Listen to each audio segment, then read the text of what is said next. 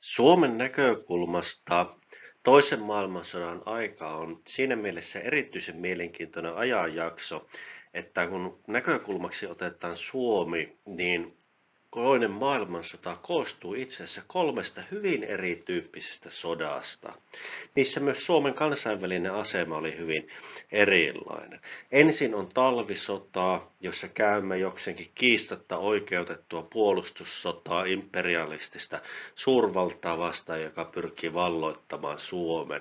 Sympatiat ovat Suomen puolella ja apuakin saadaan, ja tämä ulkoisen intervention uhka osaltaan vaikuttaa siihen, että pystymme kuin pystymmekin säilyttämään itsenäisyytensä. 41-44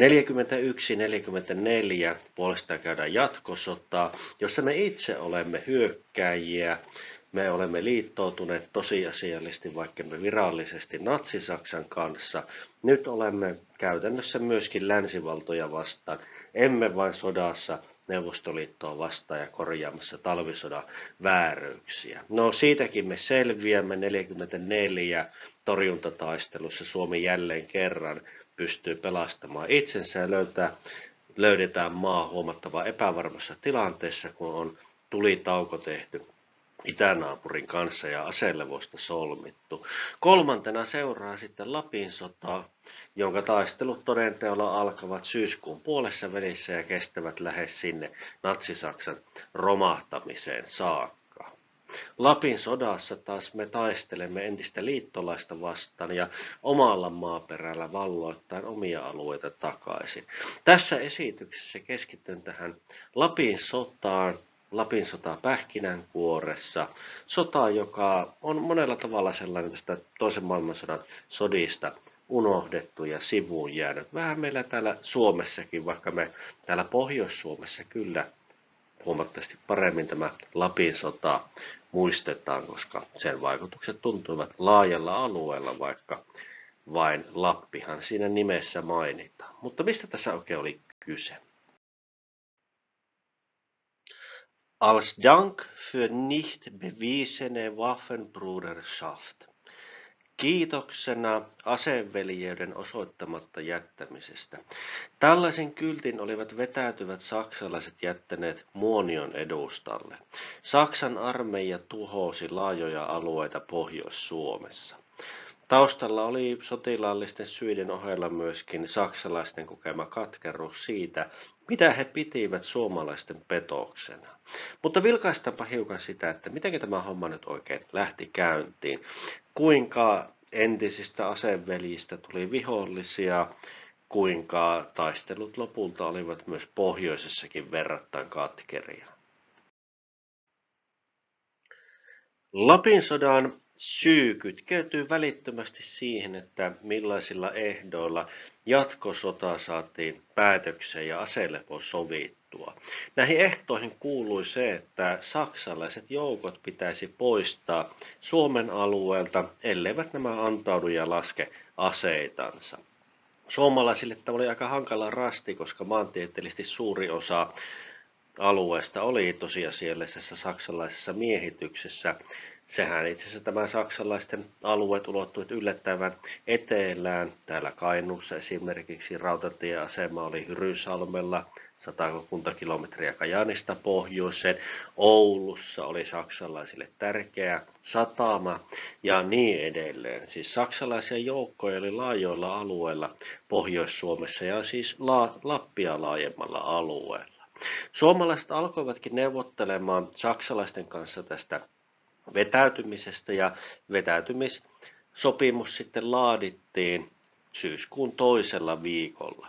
Saksalaisille tämä tilanne oli sillä tavalla odotettu, että Saksahan oli itse asiassa varautunut siihen, että Suomen puolustus saattaisi romahtaa, jolloin sieltä sitten alueelta aletaan hallitusti vetäytymään. Ja tämän myötä sitten tätä suunnitelmaa ryhdyttiin toimeenpanemaan, koska suomalaisillakaan ei ollut mitään intressiä lähteä hakemaan sotaa saksalaisten kanssa, vaan että hoidettaisiin homma hyvässä järjestyksessä ja sillä hyvä. Ja saksalaiset pohjoisessa aloittivatkin vetäytymisen rauhanomaisesti. Heille se käytännön syy oli se, että he arvelivat ja aivan oikein arvelivat, että jossain vaiheessa suomalaiset saattavat sitten sotatoimet käynnistää ulkovaltojen painostuksen myötä. Ja toisaalta sitten se heidän oma sotansa siellä pohjoisessa ei kovin hyvin mennyt. Saksahan hyökkäsi silloin pohjoisesta 41 ja eteni aika nopeasti niihin asemiin, joihin se sitten meno loppui. Ja nyt pohjoisessakin puna-armeija sitten painoi entistä pahemmin päälle. Ja saksalaisten kauhuskenaario oli sitten jäädä suomalaisten ja venäläisten joukkojen väliin. Ja niinpä sitten tämä vetäytyminen aloitettiinkin hyvässä järjestyksessä ja suomalaiset palasivat sitten jo niin Ouluun 14. syyskuuta. Kuitenkin tässä samalla sitten tapahtui sellaista painostusta ennen kaikkea Neuvostoliiton suunnalta, että pitäisi sitten oikeasti ryhtyä niitä saksalaisia ajamaan ja Suomi oli poliittisesti hankalassa paikassa.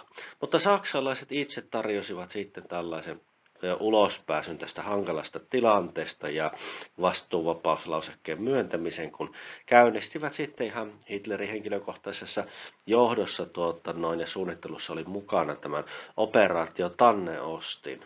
Ja mistä tässä Tanneostissa oli kyse, niin Saksallehan oli edelleenkin merkityksellistä se, että se puna-armeijan pystyttäisiin pitämään Itämereltä poissa ja sitä kautta ei sitten Saksan yhteyksiin ja muuhun kohdistuisi suurempaa uhkaa, niin nämä Suomenlahden saaret olivat tärkeässä roolissa siinä, että pystyttiin pitämään siellä se Leningradin eli nykyisen Pietarin alue niin kuin merisaarrossa.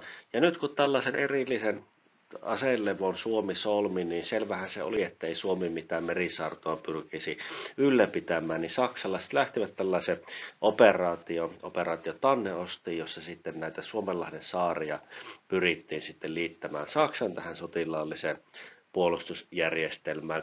Ja tässä Tanneostissa tehtiin maihin nousu sitten Suursaareen. Saksalaiset itse asiassa varautuvat siihen, että ei suomalaiset rupea siellä tappelemaan. Tämä homma on sillä hyvä ja tämä ensimmäinen maihin nousuosastohan saksalaisten osalta siis aivan rauhanomaisesti Suursaaren pohjoisosiin tulee ja siellä sitten saksalaiset neuvottelevat tämän Suursaaren joukkojen komentajan. Miettinen oli tämä kaveri kanssa, että miten tämä nyt homma hoidetaan. Sieltähän oli itse asiassa Suursaarelta vedetty kalustoa ja materiaalia jo pois, koska odotettiin sitä, että aselevoehtojen mukaan se luovutetaan sitten neuvostoliittolaisille. Ja tähän väliin sitten saksalaiset halusivat, mutta Miettinen oli sotilas, jolla oli selkeä tehtävä ja totesi, että eihän rupea tässä nyt mitään saarta saksalaisille luovuttamaan. Ja siinähän se sitten räjähti taisteluksi tämä homma. Ja siinä mielessä hyvin erikoinen taistelu käytiinkin tuossa syyskuun puolessa välissä, kun suomalaiset puolustivat Suursaarta, saksalaiset hyökkäsivät ja puna-armeijan ilmavoimat tukivat Suomen puolustustaistelua. Ja lopputulos oli sitten sellainen, että saksalaiset epäonnistuivat tässä Tanneostissa. Suursaari jäi Suomen haltuun siihen saakka, kunnes sieltä hallitusti vetäydyttiin ja tilalle sitten tuli venäläisjoukkoja. Ja tämähän oli Suomelle sillä poliittisessa mielessä oikein kätevä juttu, että saksalaiset nyt itse aloittivat nämä sotatoimet ja taistelut, ja se selkään puukotus tuli nimenomaan sieltä suuntaan. Tietysti saksalaiset eivät tällä tavalla muistelleet hetken päästäkään, mutta että saksalaiset sen homman sitten kuitenkin loppujen lopuksi aloittivat. Tämähän se nyt Suomen näissä sodissa itse asiassa oli, että vaikka nyt yksityiskohtia voidaan sitä nostaa esille ja kaikenlaista sanoa, mutta emme me sitä ensimmäistä laukausta ole ampuneet tälläkään kertaa.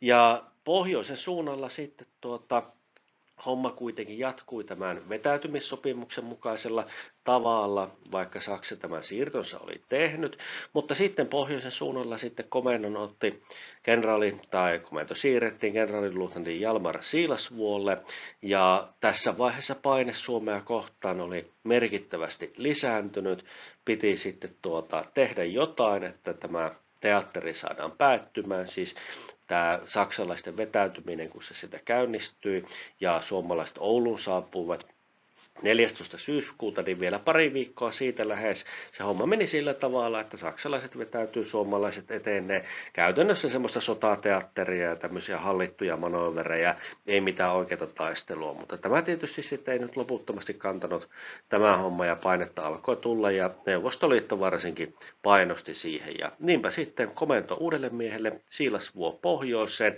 Hän sitten katkaisee yhteydenpidon saksalaisiin 27. päivä syyskuuta. Siihen astihan Suomi oli hyvin selkeästi koordinoinut tätä hommaa ja itse asiassa Saksa oli ihan Suomen pääesikuntaakin yhteyksissä ollut ja niin edelleen, että saatiin hommat sujumaan. Yhteydet katkaistiin ja samana päivänä sitten aletaan valmistelemaan seuraavana päivänä käynnistettäviä sotatoimia ja suomalaiset aloittaa nämä operaatiot sitten. Ensimmäiset rähinät käydäänkin sitten tuolla Pudasjärven suunnalla. Huomioarvoisa tässä on se, että tämä Lapin sotahan käynnistyy olosuhteissa, jossa Suomen on toteutettava näitä jatkosodan päättäneitä ehtoja, eli Suomen asevoimia aletaan samalla aikaa sitten siirtämään kohti rauhan aikaa, kun pitäisi hyökätä sitten saksalaisia vastaan. Ja Suomella ei ole sellaista sotilaallista voimaa, millä nyt saksalaiset pystyttäisiin niskaperseotteella poistamaan Suomen alueelta, vaan alkaa semmoinen taistelu, joka hitaasti etenee sitten läpi Lapin melko lailla Suomen osalta sillä, että siihen Saksan sanelemaan tahtiin se kuitenkin loppujen lopuksi menee.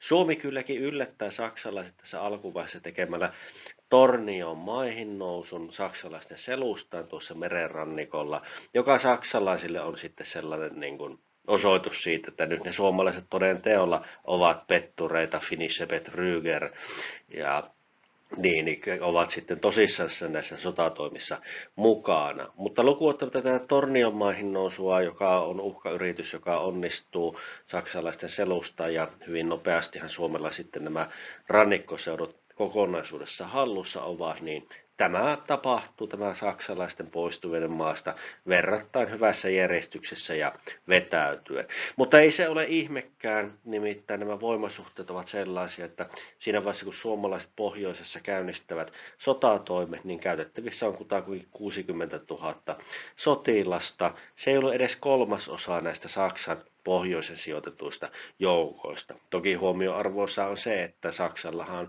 koko ajan sitoutuu voimia myöskin taisteluun neuvostoliittolaisia vastaan, ja siinäkin vaiheessa, kun sitten saavuttavat nämä Suomen rajat, niin joutuvat sitten tietysti varautumaan siihen, että entä jos puna-armeija ei kunnioitakaan Suomen rajojen koskemattomuutta. Ja tämä aktiivisin sotimisen vaihe sitten nähdään siinä 44 loppuvuoden aikana, mutta siinä vaiheessa kun alkaa sydäntalvi puskemaan päälle, niin joulukuussa Suomen sotaponnistuksiin osallistuu ainoastaan hiukan yli 10 000 sotilasta. Siis Suomi käytännössä pistetään sotimaan rauhanajan kapasiteettiin siirtyvällä armeijalla, mikä tarkoittaa myöskin sitä, että Lapin sodassa itse asiassa sen sijaan, että sinne olisi lähetetty pelkästään taisteluiden karaisemia ja kokeneita joukkoja, niin sinne joudutaan lähettämään ihan varusmiestaistelijoita. Saksan vetäytyvä armeijan vahvuus oli 200 000 miestä, ja vaikka nämä nyt tappiot ovatkin sitten toisen maailmansodan mittapuulla melko lailla mitättömiä, eihän tuossa maailmansodassa käydään valtava määrä taisteluita, joissa kaatuneiden ja haavoittuneiden määrä ylittää Lapin sodan tuhot, niin kuitenkin kyllä siinä on ihan oikeasta sodasta kyse, jossa tosin sen tanssiaskeleiden tahdin suurelta osin määrittelee tämä vetäytyvä Saksan armeija. Saksan tappiot on arvioitu, että 1000 kaatunutta, 200 vankia, 2000 haavoittunutta. Suomalaisia kuolee ja katoaa 1000 myöskin ja 3000 haavoittuu.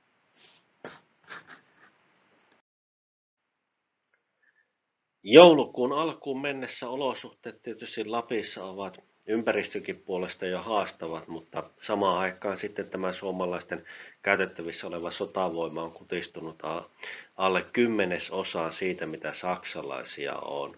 Niinpä saksalaiset pystyvät vetäytymään hyvässä järjestyksessä ja mitä mahdollisuuksia heittää heidät nopeasti maasta pois ei ole.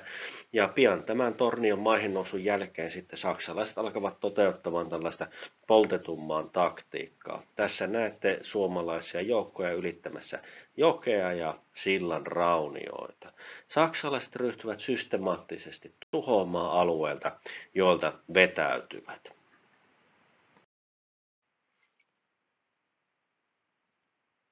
Tämä saksalaisten tuho on todella systemaattista. Saksalaiset vetäytyessään Lapin lävitse hävittävät aika lailla kaiken, minkä käsinsä saavat. Yli 400 kilometriä rautatietä tuhotaan, tuhansia kilometrejä maantieverkostoa tuhotaan, räjäytetään kulkukelvottomaksi tai miinotetaan.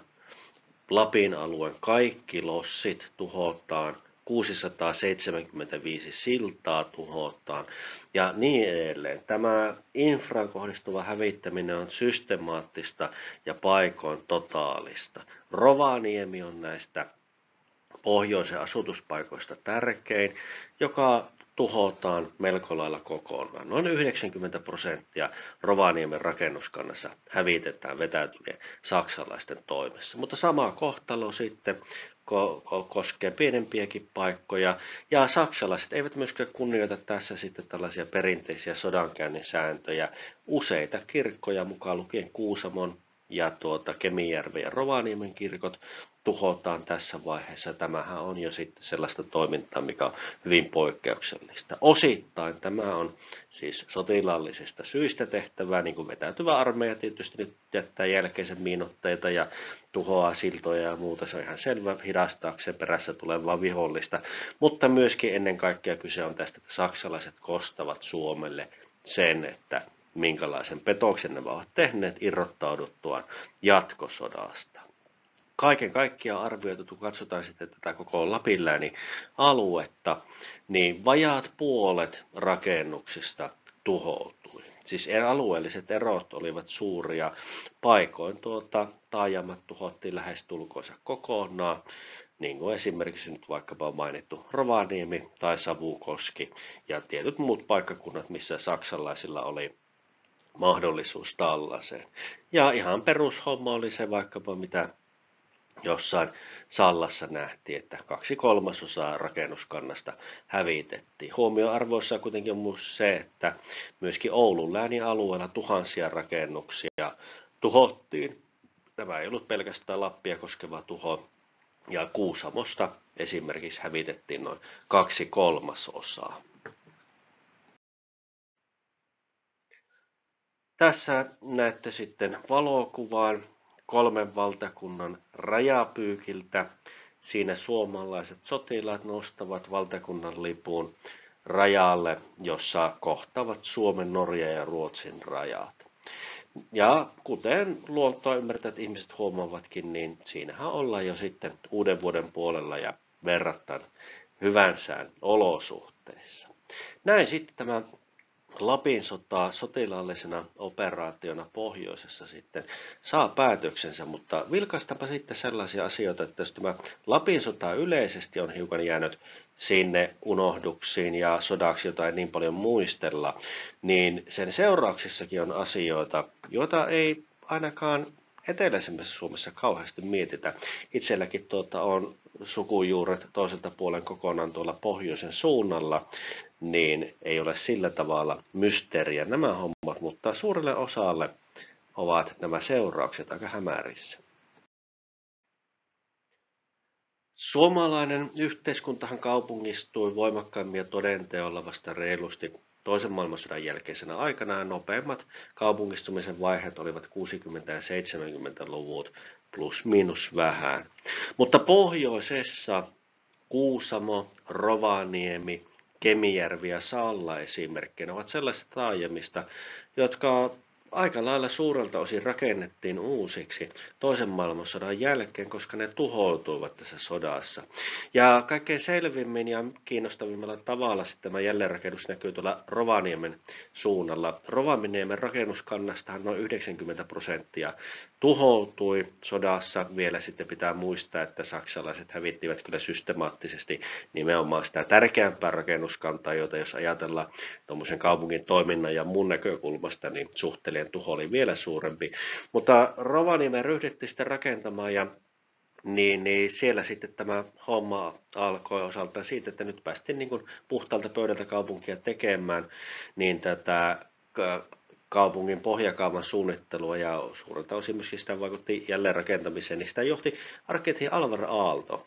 Suomen arkkitehtuurihistorian merkittävin hahmo monien mielestä ja yksi merkittävimmistä ehdottomasti tulkinnasta riippumatta, niin hänen jäljiltään sitten jäi tämä Rovaniemelle tämmöinen, mitä kutsutaan Poronsarvikaamaksi vuonna 1945, missä näkyy nämä pääväylät muodostaa tällaisen poronsarvimaisen muodon. Rovaniemi rakennettiin sotien jälkeen aivan uusiksi. Eli jos ajatellaan sitä, että suomalainen kaupunkikuva on tyypillisesti muutamia poikkeuksia vaille, niin on hyvin voimakkaasti sen vaikutuksensa saanut tämä nopea kaupungistuminen 60-70-luvulla, vähän sitä ennen, vähän jälkeen, joillakin alueilla sitten vähän myöhemminkin, mutta sitten pohjoisessa puolestaan sitten tämä toinen maailmansota vaikutti tavoilla, joka toki niin kuin jollaista ei niin kuin Suomessa laajemmin ollut. Tämähän ei toki sinänsä ole mikään harvinaisuus, kun mennään tuonne Keski-Euroopan suunnalle, missä tuhot olivat toki laajoja. Toki sehän näkyy kyllä nämä sodan vaikutukset muuallakin sitten. Esimerkiksi tämä nyt kotikaupunkini Kajaani, niin meillähän niin kuin koko joukko sellaisia tontteja, mitkä oli vielä hetki sitten tyhjillänsä tai puistokäytössä tai muussa vastaavassa, niin taustalla ovat nämä venäläisten ilmapommitukset ja niissä tuhoutuneet rakennukset, jotka on raivattu ja sitten jäi tuonne aika keskusta-alueellekin täällä näin paikkoja, joita ei ole vielä rakennettu. Ja tänäkin päivänä 2024 tammikuussa Kajaanista ihan sitä kauppakadun varresta löytyy nimittäin Läntti, joka on parkkipaikkana, jossa nämä meidän itänaapurimme suorittivat palopommeilla purkutoimenpiteitä toisen maailmansodan aikana. Mutta Rovaniemen tuho tietysti aivan jotain omaa luokkansa, useampi kuin 90 rakennuksesta tuhoutui ja siellä sitten lähdettiin puhtaalta pöydältä rakentamaan hommaa uusiksi. Toinen sellainen hiljainen hinta tuli maksettavaksi näiden räjähtämättömien ja miinotteiden myötä. Etelä-Suomen osaltahan Suomi kun menetti Karjalan kannaksen ja siitä sitten pohjoisemmat karjalaiset alueet, niin ne raskaimpien taisteluiden alueet ja kenttälinnotteet ja muut jäävät sitten sille suunnalle, jolloin miinat ja räjähtämättömät ja sen sellaiset olivat ongelma lähinnä tuolle itänaapurin väelle suurimmalta osalta. Mutta Lapin sodassa siis saksalaiset systemaattisesti miinoittivat paikkoja, ansoittivat paikkoja ja paljon käytettiin myös tykistöä, jonka myötä pieni osa ammuksista jäi sinne maastoon räjähtämättöminä ja nämä aiheuttivat sitten Suomessa tuhoja ja ongelmia. Tämäkin ongelma oli sellainen, mikä oli monilla Keski-Euroopan alueilla paljon vakavampi, mutta viimeiset tällaiset miinoihin kuolleet siviiliuhrit tulivat 70-luvulla ja aktiivinen räjähteiden ja miinojen raivaus jatkui 70-luvun alkuun saakka, jolloin näitä toimenpiteitä tehtiin. Ja itse asiassa tämä oli aika veristä hommaa, tämä miinotteiden ja räjähtämättömien merkitseminen ja raivaus surmasivat ja vammauttivat satoja raivaustehtävissä olleita. Ja koska Suomen piti siirtyä tähän rauhanajan armeijaan, niin käytännössä iso osa tästä raivauksesta tehtiin sitten varusmiesten voimin. Ja taaskaan ei siis niitä parhaita pätevimpiä, vaan piti kouluttaa porukkaa, jolla ei ollut sitä sotakokemusta. 28 varusmiesraivaajaa kuoli ja 43 haavoittui, monet heistä invalidisoituivat. Tämä tarkoitti sitä, että kun näitä raivaajia oli kaiken kaikkiaan varusmiesraivaajia 600, niin useampi kuin joka 10 kuoli tai haavoittui näissä. Hyvin vaarallista hommaa. Ja tämä räjähtämättömien määrä ja miinojen määrä ja muu oli tällainen aivan valtava, niin tämä on edelleenkin käynnissä oleva homma täällä pohjoisen suunnalla, ja nyt mä puhun täällä pohjoisessa, tarkoittaa myöskin Kainuun suuntaa. Räjähtämättömiä Miinoihin ei ole kuollut tuolla maastossa niin vuosikymmeniin ketään, mutta näitä räjähdysaineita, räjähtämättömiä granaatteja ja räjähteitä ja muuta sellaista löytyy koko ajan.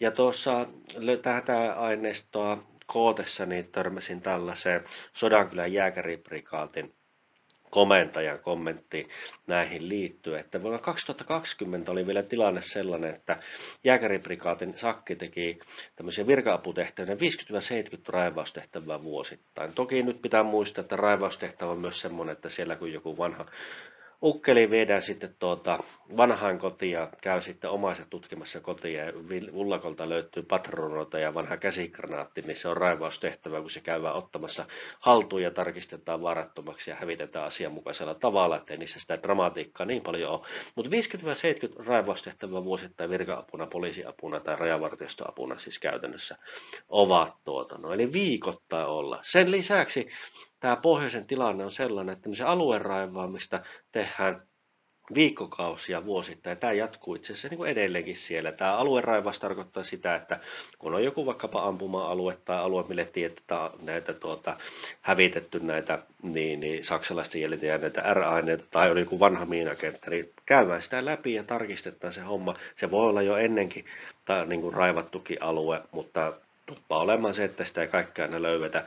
Niin näin sitten otetaan joku aluetarkastelu ja käydään läpi. Mutta se peruskuvio siis 2020-luvun alussa on vielä se, että tavallinen kesä 3-5 tuhatta räjähdettä löytyy. Yksi räjähde on vaikkapa yksi tykistögranaatti tai käsigranaatti tai niin edelleen. Ja ihan tässä lähihistoriassa on siis sellaisia, että kun on löytynyt sitten suurempia paikkoja, missä on enemmän sitä R-materiaalia ollut, niin puhutaan 5-numeroisista määristä erilaisia räjähteitä, mitä on löytynyt. Mutta ihan perushomma, muutama tuhat räjähdettä kesäaikana. Ja tosiaan 70-luvun alkuun mennessä oli raivattu semmoinen 1,1 miljoonaa räjähdettä, mutta näistä 90% oli sellaista, että niitä ei ollut tehty vaarattomiksi. Eli tuossa Lapin sodan jälkeen se raivauksen volyymi oli niin suuri, ja toimintatavatkin myös sellaisia, että on ihan kaikkea loppuasti mietitty, että isolta osin kun löydettiin näitä räjähdysaineita, niin jossakin tapauksessa vaan merkattiin niin kuin maastoon niitä, kun ei ollut resursseja tähän muuta, tai sitten räjähdysaineet kerättiin sieltä, kaivettiin kuoppiin, tai jos vesistö oli saatavilla, upotettiin vesistöihin.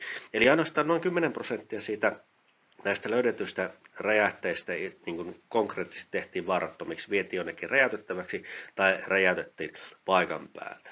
Arvioiden mukaan myöskin niin kuin tuossa vaiheessa sitten merkittävä osa räjähdysaineista oli itse asiassa löytämättä, mitä oli saksalaisilta, oli omia arvioita siitä, paljonko sitä oltiin esimerkiksi miinoja laitettu, mutta 70-luvun alkuun mennessä oli raivattu moninkertainen määrä miinoja, kun saksalaisten oman kirjanpidon mukaan niitä oli edes laitettu. Itse asiassa sen saksalaisten kirjanpidon mukainen määrä miinoja oltiin raivattu jo heti sodan jälkeen hyvin nopeasti. Ja 70- ja 80-luvun taitteeseen asti niin kun nämä raivaushommat oli oikeastaan semmoista, että niin vahinkojen minimointia, että niin sellaista todella vaarallisissa paikoissa olevat miinotteet ja miinotteet ylipäätään suurelta osin niin raivattiin ja tehtiin vaarattomiksi, mutta se perushomma oli, että upotetaan vesistöihin, tai jos ei ole niin vesistöjä, niin kaivetaan sitten maahan. Ja täällä pohjoisen suunnalla näitä vanhoja räjähteitä ja ampumatarvikkeita tuolla kirjaimisesti lojuu pitkin mettiä, niin tähän on turvallisuusongelma siihen, että ihmisetkin töhöilee ja törttöilee. Kainuusta alkaen pohjoisen kun mennään, niin siellä on näitä erityisesti puolustusvoimia ampuma-alueita tänä päivänä, mutta ei pelkästään, missä on niin merkattu näitä räjähteitä, sellaisia kolmio niin kuin merkkejä laitettu tikkuja ristiin sinne. Minäkin olen tällaisilla alueilla pari kertaa niin kuin ollut kertausharjoituksissa ja sitten kerran muuten sattunut sitten tällaisella alueella, missä on merkattuna näitä. Ja näähän sitten näitä militariaharrastajia houkuttelee ja kiinnostaa aika paljon tällaiset jutut. Ja 2000-luvun puolelle tultaessa niin kuin edelleenkin sattuu ja tapahtuu näiden kanssa. 2013 kemiläinen mies sitten kuoli, kun purkivat tämmöistä löytyettyä granaattia ja kaverinsa haavoittu. 2000-luvun puolella on paukkunut Suomussalmella täällä Kainuussa. Aikaisemmin, nyt en vuotta muista, kun sitä on niin kauan aikaa kun lueskelin, niin myöskin Kuhmon suunnalla ihmiset keräilee näitä ja tuo sitten niin kuin kaivelee sitten nämä militariaharrastajat. Nyt sitten niin kuin metallinpaljastimien kanssa touhutaan tuolla ja vasta. Ja tähän on pakko nyt anekdoottina sanoa, että mulla on kerran tuotu sillä, koska itse harrastan näitä asioita ja kaikenlaista myöskin, niin mulla on tuotu niin kuin ihan niin kuin meidän kirjaimellisesti käytännössä kouraan lyöty tällainen tykistögranaatin sytyytin. Ja se oli aika mielenkiintoinen elämys, koska osa näistä sytyttimistä on oikeasti niin kuin herkistyneitä ja vaarallisia, että ne voi niin kuin jysähtää ihan kirjaimellisesti sillä, että kopsautat sen pöytään, niin kuuluu pam. Nämähän niin kuin, nämä onnettomuudet, mitä on 2000-luvulla tapahtunut, missä on niin kuin Pohjois-Suomessa kuollut ja haavoittunut porukka, niin nämähän kaikki liittyy siihen, että ihmiset on keräillyt niitä juttuja ja sitten on ruvettu rassailemaan tai tehnyt jotain muuta sopimatonta, että enää ei siellä niin kuin, ne ei ole sellaisessa tilassa, että ne nyt kävelemällä niin kuin vahingossa joku kompastus johonkin granaattia ja sitten heitetäänkin voltti, vaan että siellä ihmiset typerehti. Mutta mulle on tuotu tykistögranaatin sytyytin ja sitten mä oon niin kuin, että ei helvettiläinen kattonut siinä ja sitten vaan että niin kuin, sytytin tyyppi tietysti oli verrattuna helppo tunnistaa sillä ilman sen kummempaa käpistelyä, että onko tämä niin kuin, minkälainen, mutta osa tosiaan näistä sytyttimistä ihan tämmöisen kemiallisen korroosio ja kemiallisten reaktioiden takia on sellaisessa tilanteessa, että ne on epävakaita ja verrattain pieni ulkoinen impulssi voidaan räjäyttää. Osa on sitten sellaisia, että siinä vaikka hakkaat pistät sen oven kolkuttimeksi, niin mitään ei tapahdu, mutta eihän nämä ihmiset niitä tiedä ja niin edelleen, eikä niitä voi aina välttämättä luotettavasti tunnistaa, niin kaikki on lähtökohtaisesti vaarallisia, mihin niihin pitää suhtautua. Mutta pohjoisessa niitä löytyy. Tässä on puolustusvoimien maavoimien kartta, jossa näkyy nämä saksalaisten miinotteet. Nuo siniset viivat on miinakenttävyöhykkeitä, mitä sitten nämä aseveljemme tuonne puolustukseen laittoivat, kun vetäytyivät kohti pohjoista. Miinotteet nimenomaan tosiaan on lähes kaikki, siis kaikki löyvetyt raivattu, koska ne ovat niitä aktiivisesti vaarallisempia. Mutta muuta materiaalia on sitten Ja näitä virka-aputehtäviähän myöskin puolustusvoimien sakki täällä Kainuussa toteuttaa hyvin paljon, koska niitä materiaalia on vaikkakin tänä päivänä se tyyppinen tarina, että löytyy niitä sotamuistoja jostain ullakolta tai jostain muualta, tai sitten maastosta joku yksittäinen morkula. Näihin kuviin, näihin tunnelmiin lokakuu 1944 näkymä Rovaniemeltä. Kiitoksia mielenkiinnosta. Laittakaa kanava seurantaan. Tässä lopussa sitten vielä joukko videoita, jotka sivuavat aihetta.